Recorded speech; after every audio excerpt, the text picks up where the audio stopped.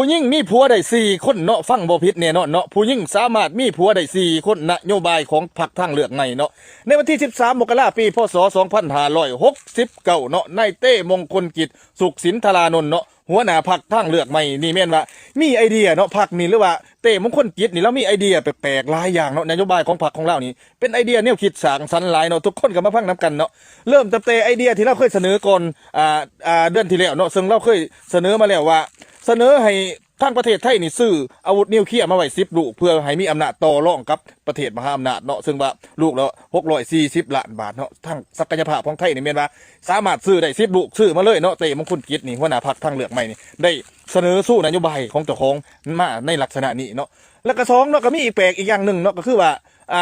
ให้ประเทศไทยนี่เฮ็ดทัวร์ไปเที่ยวดวงจันทร์เนาะทำทัวร์ไปเที่ยวดวงจันทร์เนาะให้ทุกคนนี่ได้ไปเนี่ยเนาะไปเที่ยวดวงจันทร์ประสันเนาะอันนี้ก็เป็นอีกข้อเสนอเนี่ยของนายเต้มงคลกิจเนาะนักการเมืองหรือว่าหัวหน้าพรรคทางเลือกใหม่เนาะอีก3นี่อีกล่าสุดนี่ก็ว่าเด็ดแล้วข้อ1ข้อ2นี่ว่าเด็ดเลยข้อที่3นี่ก็เด็ดกว่าเก่าอีกเนาะก็คือว่าให้พนักงานรัฐวิสาหกิจหรือว่าข้าราชการพนักงานรัฐวิสาหกิจบริษัทเอกชนต่างๆนี่แม่นว่าถ้าหากว่าผู้ใดสามารถเวียกพื้นได้ก่อนมาทำงานนี่ว่าซั่นซะผู้ชายนี่100 ครั้งผู้หญิง40 ครั้งจะได้รับการปรับเงินเดือนขึ้น 10% ว่าซั่นซะสมมติว่าได้เงินเดือน 100,000 บาทเนี่ยก็จะได้รับเพิ่มอีก 110,000 บาทเนาะอันนี้ก็เป็นนโยบายแปลกๆใหม่ๆเนาะที่พรรคการเมืองนำมาเสนอสู้นโยบายเพื่อทำประโยชน์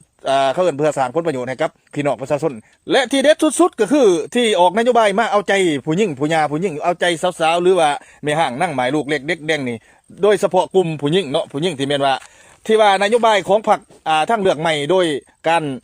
เป็นหัวหน้าพรรคของหัวหน้าพรรคเต้มงคลกิจนี่แม่นว่าเสนอให้ผู้หญิงสามารถมีผัวได้อย่างน้อย4 คนอย่างน้อย4 คนลงมาว่าซั่นซะบ่ให้เกิน4 คนถือว่านโยบายนี่ก็ถือว่าตอบโจทย์อยู่บ่พ่อแม่พี่น้องเนาะโดยเฉพาะ FC ผู้หญิงเนาะพี่น้องทางฝั่งไทยมีความคิดเห็นจังไดกับนโยบายนี่ว่าซั่นซะผู้หญิงสามารถมีผัวได้4 คนว่าซั่นซะเหตุผลก็คือว่าให้สิทธิ์มันได้เท่าเทียมกันว่าซั่นครับผู้ชายเนาะให้เท่าเทียมกับหลักการอื่นๆเนาะหลักการศาสนาอื่นอันนี้ก็บ่ขอเว้าก้าวไกลไปหลายเนาะมันสิผิดหลักการศาสนาแต่ว่าที่แน่ๆนี่แม่นว่าเพิ่นเสนอให้เมียให้ผู้หญิงนี่มีได้4 คนเนาะซึ่งว่ากะเข้าใจเนาะว่าการเสนอนโยบายแบบนี้ก็เป็นนโยบายที่แบบว่าเขาเอิ้นว่าปกป้องสิทธิผลประโยชน์ให้ผู้หญิงว่าซั่นซะให้ได้รับการเท่าเทียมให้ได้รับการเสริฐสู้ในสังคมหรือว่าเนื่องจากว่าในสังคมเนาะตั้งแต่บรรพบุรุษมาถึงปัจจุบันนี่เพศหญิงนี่จะได้รับการปฏิบัติที่แบบว่าได้รับการปฏิบัตินี่ด้อยกว่าผู้ชายเนาะซั่นซะถึงแม้นว่าจะมีกฎหมายต่างๆนานาออกมาปกป้องสิทธิของผู้หญิงและเด็กนี่ก็แม่นว่าก็ยังมีการปฏิบัติตัวจริงยังบ่ว่าเขาเอิ้นว่าในทางพฤตินัยหรือว่าในทางปฏิบัตินี่บ่ค่อยจะเท่าเทียมปานใดว่าซั่นซะดังนั้นสสหรือว่าหัวหน้าพรรคทางเลือกใหม่นี่ก็ได้เสนอให้ผู้หญิงนี่